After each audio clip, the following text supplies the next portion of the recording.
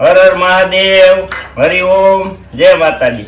જો અત્યારે આપણે થઈ ગયા છે ગાંઠિયા વણવાનું ચાલુ, કારણ કે ગાંઠિયા વણવાનું ધીમે ધીમે હાલ્યા રાખે, આપણે બહુ નથી કરતા, ઘર પૂરતા હાલે, કારણ કે આપણે કે વેસાતા લઈને ખાવા ન પડે, એટલે આપણે ગાંઠિયા ને એવું વેસાતા ન લઈ દઈએ, છોકરાઓને ઘરે જ બનાવી દઈએ।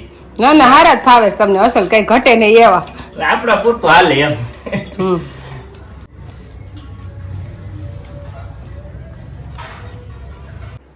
જો ગાંઠિયા વણવાનું કામ દેવાંશી પપ્પાનું, તરવાનું કામ મારું।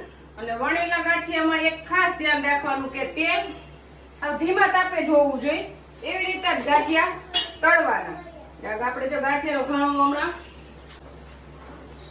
જો ઉતરી જાહે ને અહીંયા ચાલુ જ છે બાઈને ખાવાનું, ને અહીંયા બની ચાલુ છે ગાંઠિયા તરવાનું। તો ગાંઠિયા સરસ બહાર મળે ને એવા જ થયા છે।